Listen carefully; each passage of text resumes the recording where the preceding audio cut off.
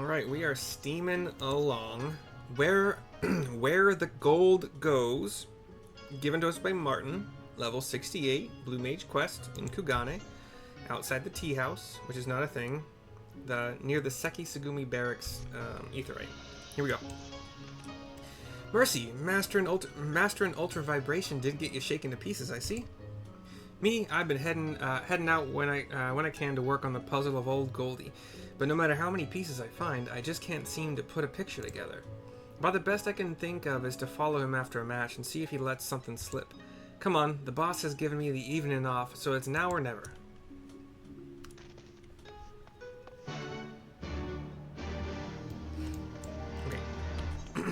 Where'd you go?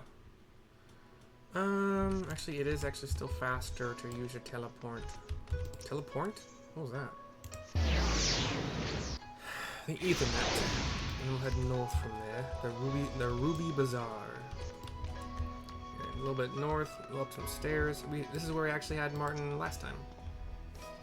The match should be over soon. Let's stay out of sight and wait for our friend, shall we? Cutscene.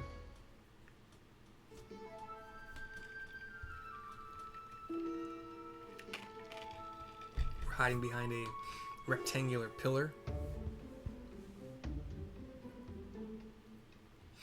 I did, since my Black Mage has a while to catch up to level 70, I have used the blue mask as my current glamour for my headgear. The gold man has exited the arena.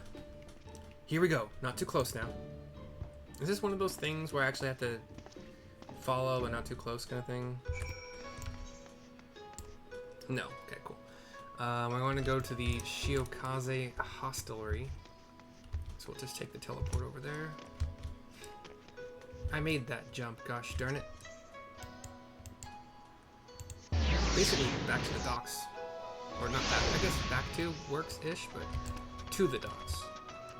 I didn't use the docks to get here this time, because I just didn't want to. Goldie hopped on one of those huge birds and flew off somewhere. The handler tells me he's bound straight for a village called Namai, and pays extra for the unusual route. I'll take a boat across to Yangtze right now so we don't lose him, but join me over there as soon as you can. Namai is in Yangtze, as he said. 337... But I feel like there's a boat. I don't care. Whatever. I'll just pay 337. I've been teleporting for free a couple times here, so we'll pay 337, Gil. Why not?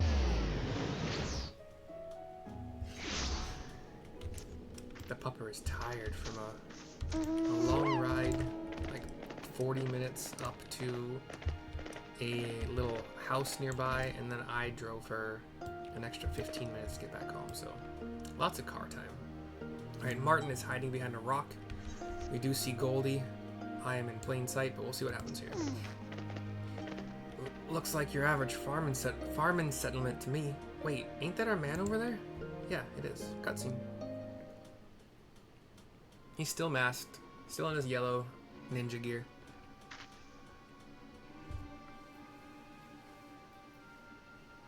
He's just kind of arms crossed, standing. Is he eating something through the mask? What was that motion? Laughing to himself. Bit of an odd one, ain't he? He seems to be interacting with... Oh. He's imitating a Rogadin guy? What is happening? There's another Rogadin who's talking to a human who's doing like the exact same motions this guy is. The gold guy turns. Oh, and he starts imitating this girl who is like stocking shelves. Motion for motion, movement for movement. Well, then he stopped. And he runs up to the Rogadin he was imitating.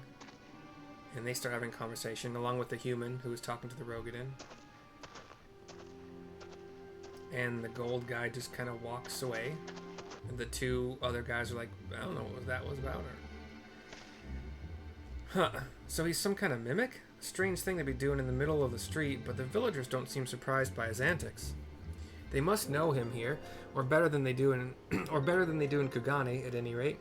Let's say we split up Sorry, ask a few questions. Okay. You can see by my face that I was flying high. Closer to the teleport here, the Aetheryte, and the My Maiden. Golden Goliath? I've never heard that name. Maybe you can ask one of the grown-ups? Oh, it's a little girl. Sorry, didn't notice. There's a dude named Miyake over here. Rogan-looking dude. Ah, Golden Goliath. That's what they call him in Hingashi, is it not? Around here, we know him as Gogo. He used to perform for us in the Enclave, but the Imperials had little use for a mimicer's talents. We were proud to hear he had met with such success over in Kugane. Interesting. A mimicer. And a farmer here. Who? Oh, you mean Gogo. That arena name always throws me off, but yes, I know him well. He and I grew up here together, as a matter of fact. The man's talent for mimicry is nothing short of miraculous. He'd always been naturally good at it, then spent endless hours in practice till he was perfect.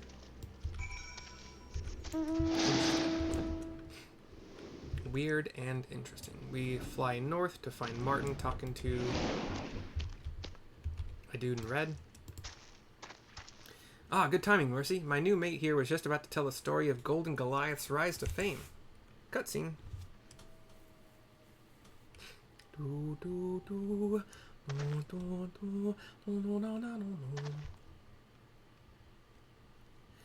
Well, it all goes back to the time I was an impresario. Golden Goliath was one of the performers under my wing, although he went by just plain Gogo back then. This was in the years before Lord Kayan's rebellion. We lived under the Imperial's rule, but I suppose they saw no harm in letting us stage a few shows. And let me tell you, even then, Gogo was a crowd favorite. We have a little flashback, it looks like. They couldn't get enough of him. With little more than a glance, he could mimic any gesture or expression with jaw-dropping exactitude. It looks like he's digging with another human guy. His proficiency extended even to the techniques of samurai and ninja. Such skills take years to acquire, and he would execute them flawlessly within moments. And we see him up against a samurai. There was once an enraged samurai lord who sought to cut him down for his impudence, but Gogo replicated the attack so swiftly that the swordsman found himself on the defensive. In that moment, we witnessed him elevate the act of mimicry from performance art to martial art. The brutal suppression which followed Lord Kayan's uprising, however, marked an end to such entertainments. Gogo was forced off the stage, but his dedication to his craft never wavered. Later, rumors reached us of men who vied with monsters by using their own bestial attacks against them. Gogo was intrigued. He took ship to Kugane to see this spectacle for himself and enlisted as a combatant in the Fukumen Fighting Festival. And we see Gogo, or the Golden Goliath, in the arena. For one such as Gogo, imitating the art of blue wizardry was simplicity itself. Even in the arena, he needed but the blink of an eye to understand and master the attacks of his feral opponents. Not once did he taste defeat. And Kugeyama is like celebrating in the background in this scene here. And when challengers came forth to contest his supremacy, their techniques too did he turn against them. One by one they fell, and so did the legend of Golden Goliath arise. We're back to present. That is all I can say for now. As for the next chapter of Gogo's saga, well, that is something we all look forward to hearing. He gives a little bow. Hands flat on his thighs. Instead of like a hand across his stomach or... Bloody hells, from the way that old man described it, Goldie's mimicry sounds like a more advanced form of blue magic. We have to work for our spells, right? You provoke a creature into displaying an ability, and then you absorb its ether once you've won the fight. But Goldie skips past that last bit and picks up new tricks almost immediately. And it doesn't even need to be a monster. Swordplay, spellcraft, anything an opponent throws at him, he can learn. Just copying their movements wouldn't be enough. It's as if he perceives the attacks on some deeper level and mirrors the exact flow of their ether. Something like that would take a natural gift for observation, honed by years of patient study. Goldie, as we just discovered, has devoted his entire life to the art of mimicry, and I reckon this, ironically inimitable talent is his reward. Even expert blue mages like you and me must seem like infants to him. There must be some way to claw out a victory. Let's head back to Kagane for the moment, and I'll try to think of a plan along the way. Okay. He walks out of the scene as it fades to black. Fade my sheen to black. 337 gets us back to Kagane.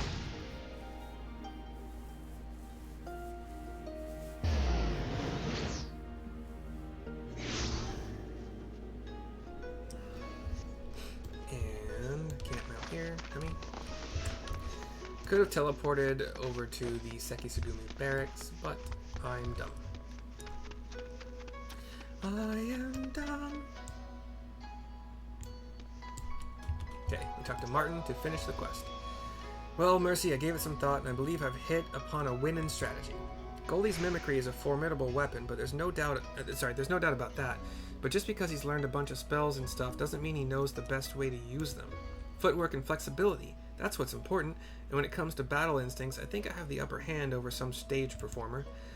It'll just be a case of dodging his attacks while making sure I land a good walloping of my own. He won't even know what hit him.